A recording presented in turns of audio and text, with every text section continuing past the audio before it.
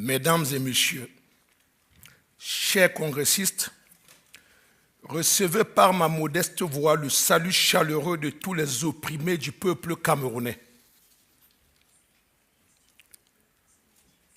Mon nom est Lambosanjo Pierre Roger, Lapiro de Mbanga est mon nom d'artiste. Je suis âgé de 55 ans, marié et père de 7 enfants. Je suis Camerounais d'origine et de nationalité. Mesdames et messieurs, le Cameroun est un pays d'Afrique de plus de 20 millions d'habitants situé au bord de l'océan Atlantique. On y parle deux langues officielles, le français et l'anglais.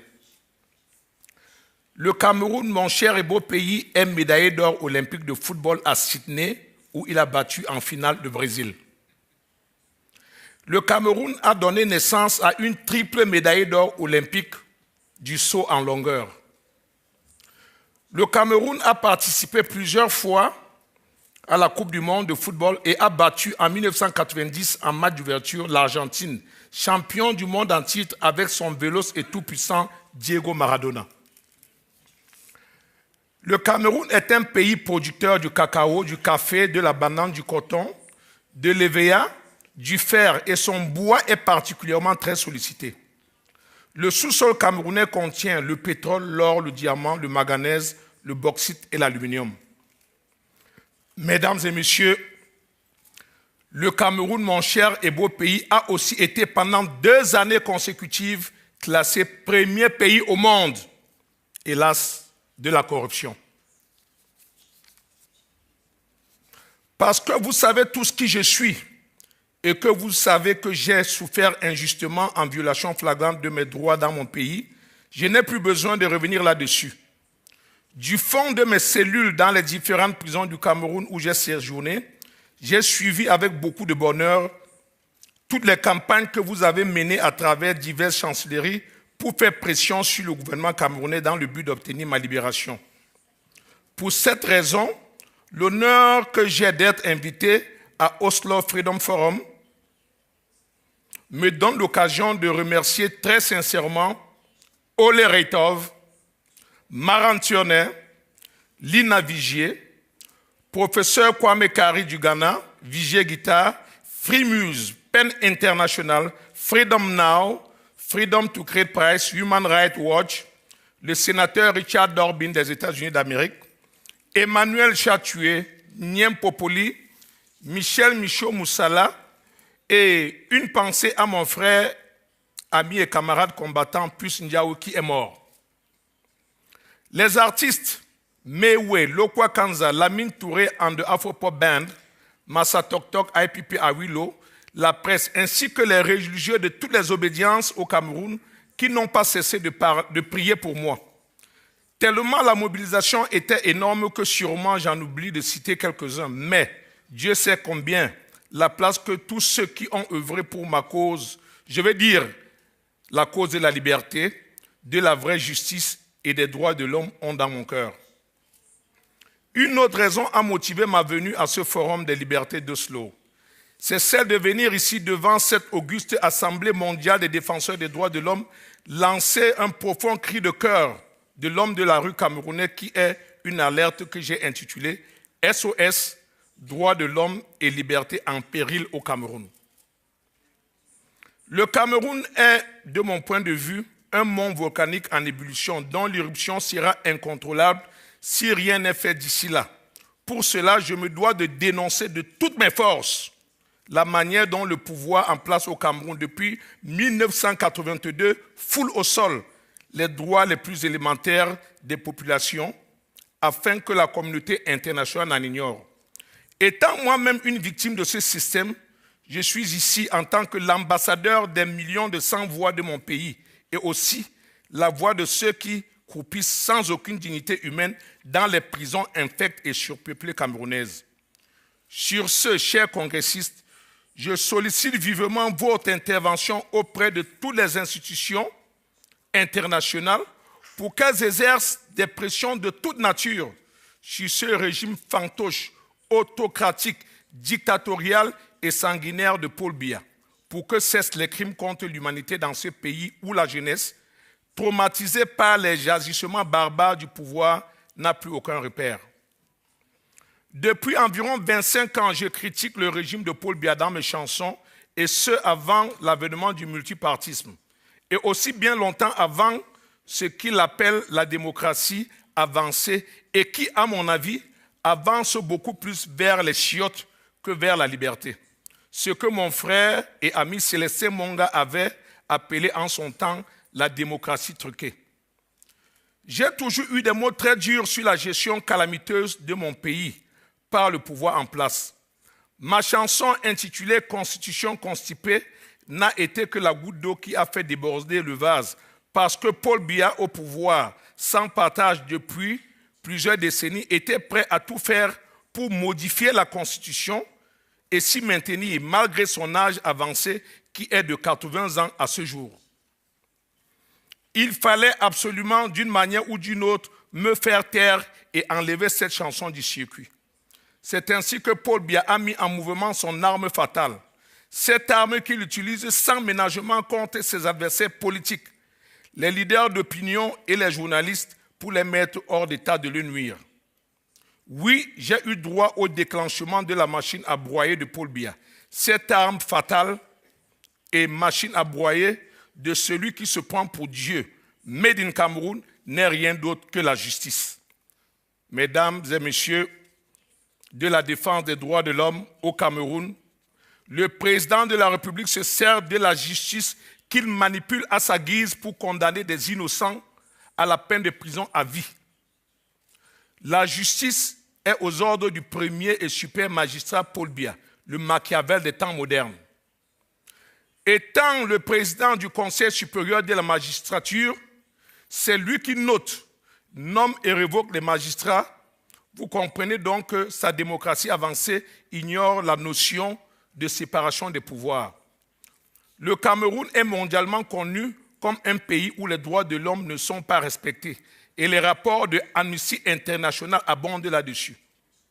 La Cour suprême du Cameroun m'a envoyé par le biais d'un huissier une citation pour comparaître en personne le 21 mars 2003 dans le but de statuer au fond dans mon dossier, soit 2 ans après ma sortie de prison, sachant pertinemment que je suis réfugié aux États-Unis d'Amérique avec une partie de ma famille.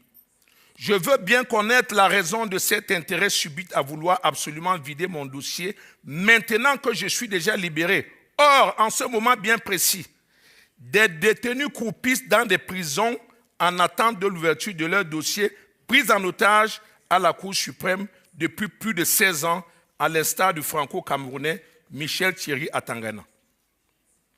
Un journaliste camerounais appelé Ibi Ngota est mort en détention arbitraire en prison parce qu'il a dénoncé dans son journal que le secrétaire général à la présidence de la République a perçu des commissions indues pour l'achat d'un navire.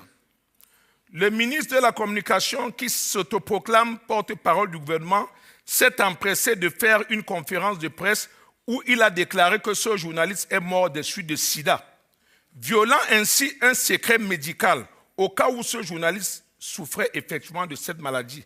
Et dans le cas contraire, ce membre du gouvernement mérite d'être poursuivi pour déclaration mensongère et diffamation. 2 avocats camerounais, Maître Abbé Solo Etienne et Maître Yen Eyumlidien, sont détenus en prison depuis plusieurs années pour détournement de deniers publics, alors qu'ils ne sont pas des gestionnaires de crédit. Leur crime, c'est d'avoir fait leur boulot. Ils ont été payés pour avoir récupéré des créances que l'État ne voulait pas payer et qu'ils devaient à leurs clients. Une jeune fille de 17 ans nommée Vanessa Tchatchou attend toujours d'avoir des nouvelles de son bébé qui a été volé dans un grand hôpital sous l'indifférence totale des autorités camerounaises. Un jeune Camerounais mineur de moins de 16 ans, fuyant la misère ambiante au Cameroun, s'est embarqué clandestinement dans la soute d'un avion de la compagnie aérienne camerounaise pour aller en aventure en France. Ce jeune garçon est mort et a été enterré sous le nom de X par les autorités françaises.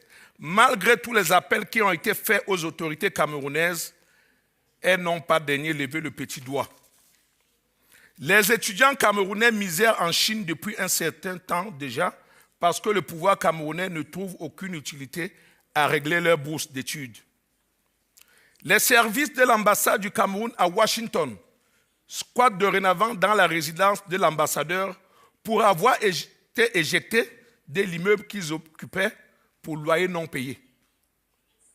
Mesdames et messieurs, la prison au Cameroun est un hôtel, je peux vous le dire parce que j'y ai été. Les cellules ordinaires sont bondées, on y trouve 350 détenus pour environ 30 mètres carrés. On y dort entassé par rangées de 3 ou 4. Pour trouver une place dans cet enfer, il faut payer. Si vous avez suffisamment de l'argent, vous dormez dans une cellule VIP. Et là, vous êtes 50 dans cette cellule qui a les mêmes dimensions. Si vous n'avez pas de l'argent, vous devenez une proie pour les prédateurs avec les vices de tout ordre. Pour trouver une place dans la cour en plein air, et vous couchez à même le sol, même en saison de pluie, il vous faut payer. Sinon, vous dormez debout, collé au mur comme un lézard. Il vous faut de l'argent pour acheter à manger, car la ration pénale que l'on vous donne une fois par jour, c'est juste une petite poignée de riz. Les infirmières qui sont dans la prison vendent tous les services, même les remèdes qui sont des dons faits aux détenus. Ces remèdes leur sont revendus.